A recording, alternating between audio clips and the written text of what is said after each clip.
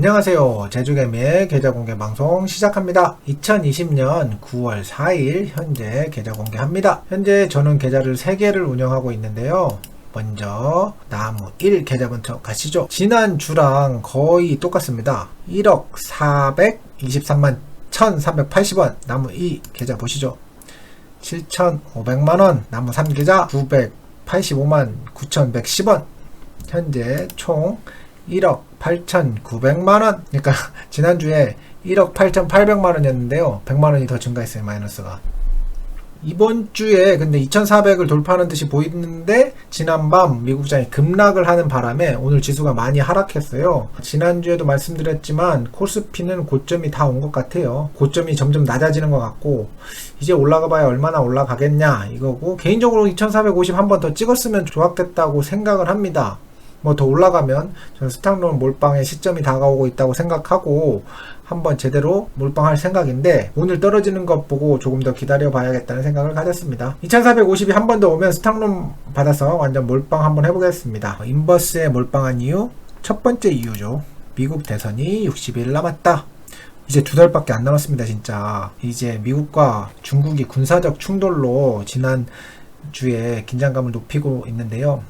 트럼프라는 인간을 깊이 고민해보면 이 사람은 자신의 재선을 위해 전쟁도 불사할 인간이다 라는 게 저의 판단이고, 그것이 중국과 관련돼서 나타날 것 같다 라입니다. 그렇다면 현재 남중국해에서 무슨 일이 일어나고 있는지 살펴봐야겠죠.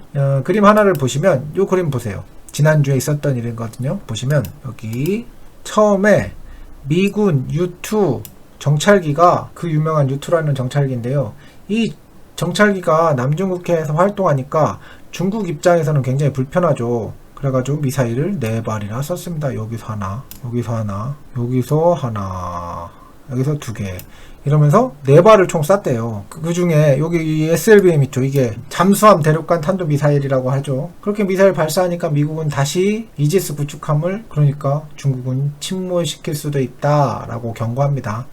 여기까지가 지난주의 내용이고요. 자, 그렇다면 이번 주엔 더 어떤 일이 있었는지. 미국의 정찰기가 대만 상공서 실종됐다. 중국은 왜 발끈했나? 이게 좀 색다른 내용인데요.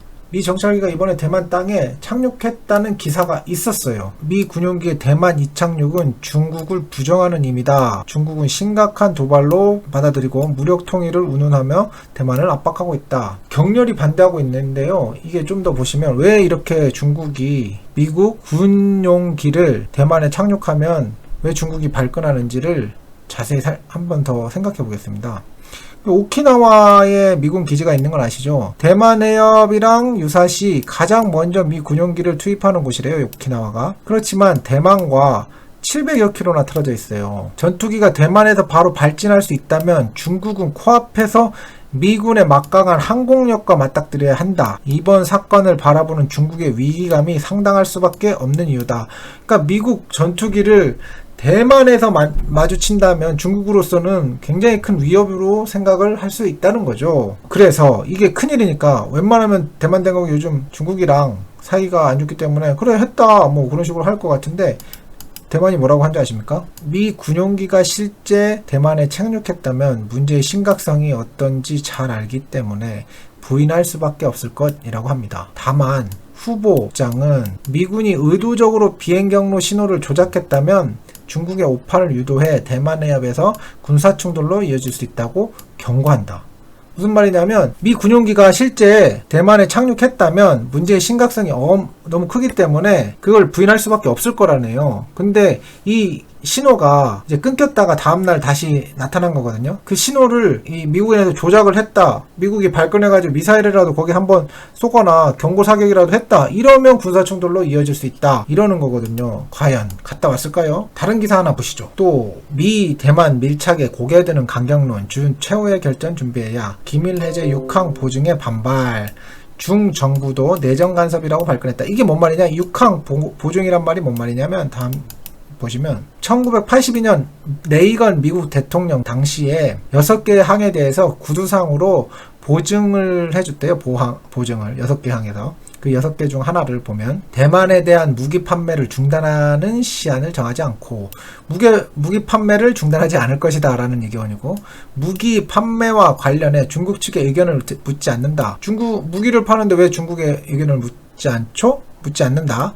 대만과 중국 사이에서 중재 역할을 하지 않는다. 대만 관계법을 수정하지 않고 대만 주권과 관련해 입장을 바꾸지 않고 중국과 담판을 하도록 대만을 압력에 행사하지 않는다 등의 내용이 포함되었다. 무슨 말이냐? 대만에 무기 제대로 팔 거고 그 의견을 중국에 묻지 않고 한마디로 6개 항에 대해서 대만을 하나의 국가로 인정하면서, 이러니까 이제 중국 정부에서는 이렇게 발끈하죠. 세계에서 하나의 중국밖에 없고 대만은 중국에서 뗄래야 뗄 수 없는 부분이다. 하나의 중국 원칙은 미국중 수교 및 외교 관계 발전이 정치적 기초이자 전제라고 하면서 심각하게 위반한 내정 간섭이래요. 중국이 발등을 하죠. 베이징 런민대 진칸룽 국제관계학 교수는 이제 미국이 대만과 공식 외교관계를 복원하지 않을 것이라 확신할 수 없게 됐다. 뭔 말이냐? 미국이 대만이랑 외교관계를 수립할 수 있다. 이 말을 왜 이렇게 어렵게, 최악의 상황을 대비해 군사 대비 태세의 만전을 기하고 미국이 레드라인을 넘을 경우 무력으로 문제를 해결해야 한다고 합니다.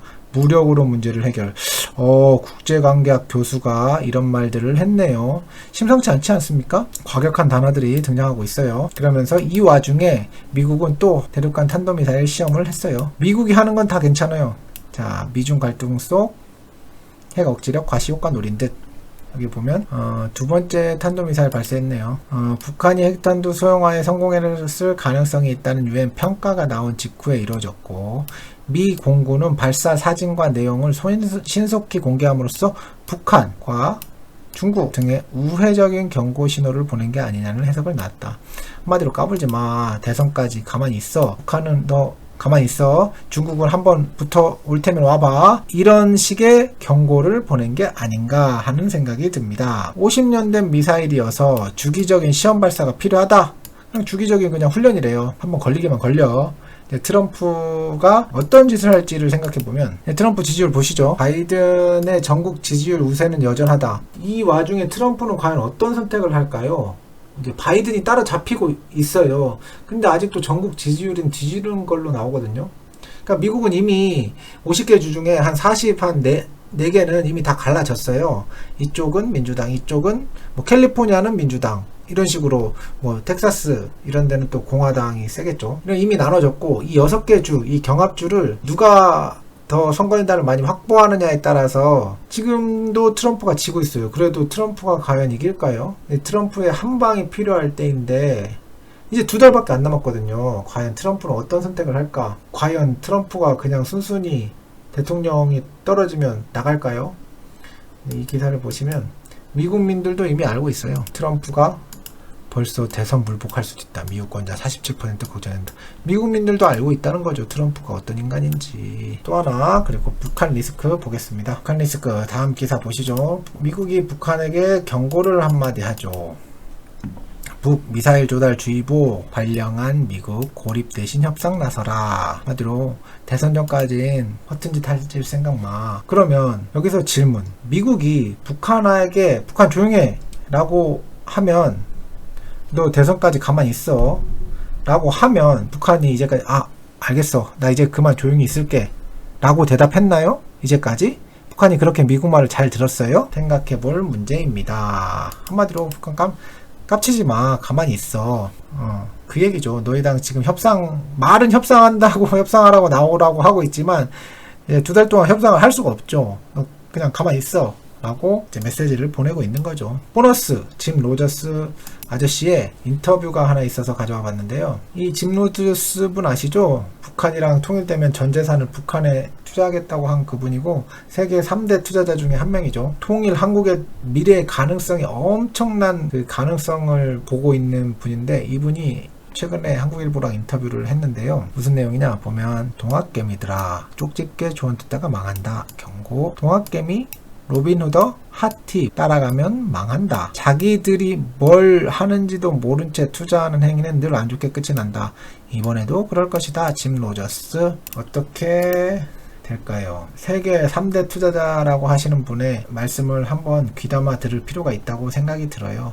인터뷰 내용 한 번 더 보시죠. 하나 더. 자, 그러면 한국투자자에게 해줄 말은 없나? 모두들 당장 이번 달, 이번 주 부자가 되고 싶어 한다. 내가 해줄 수 있는 얘기는 일단 쪽집게 조언을 듣는다면 돈을 잃게 된다는 것이다. 자동차, 패션, 스포츠 등 누구든 자신이 잘 알고 있는 분야가 있다. 남들의 얘기를 듣지 말고 스스로 공부를 해서 투자를 해야 된다. 스스로 공부를 해야 된답니다. 그리고 하나 더. 북한의 성장 가능성에 대해서는 여전히 믿고 있는가? 38선만 열리면 한반도는 가장 흥미로운 장소가 될 것이다. 값싸고 훈련된 노동력, 천연자원, 중국과 인접성, 제조력, 이 모든 것이 함께하기 때문이다. 그런데 일본, 그리는 여기에서 경쟁자가 될 수 없다는 것을 안다. 그래서 통일이 되지 않기를 바라고 있다. 일본과 미군만 38선이 열리는 것을 원치 않고 있다 라고 합니다. 오, 들어볼 만한 이야기인 것 같습니다. 이분이 작년 말 정도에 무슨 이야기를 했냐 하면 이제 세계은행 IMF에서 원래 경제가 엄청 좋다고 얘기했었거든요. 꽤 좋다고 나왔었어요. 그런데 이 짐 로저스 형님께서는 그런 얘기 믿지 마라. 항상 IMF랑 세계은행은 항상 틀린다. 지난 기사들을 봐봐라 라고 얘기했어요. 근데 원래 어떻게 됐죠? 그런 인터뷰를 보고 나서 이 짐 로저스 아저씨는 그러니까 달리 보입니다. 여러분도 스스로 공부를 하래요. 스스로 공부를 해서 투자를 해야 한다 라고 합니다. 자, 그러면 오늘의 결론은 미국 대선이 60일 남았다. 두 번째로는 북한 리스크가 항상 존재한다. 북한은 미국 말을 그대로 순순히 따를 것인가? 라고 생각을 해볼 수 있고요. 그리고 보너스로 짐 로저스 형님께서 한 말씀, 자신이 공부해서 투자를 해야 된다 라는 한마디, 여기까지 하겠습니다. 안녕.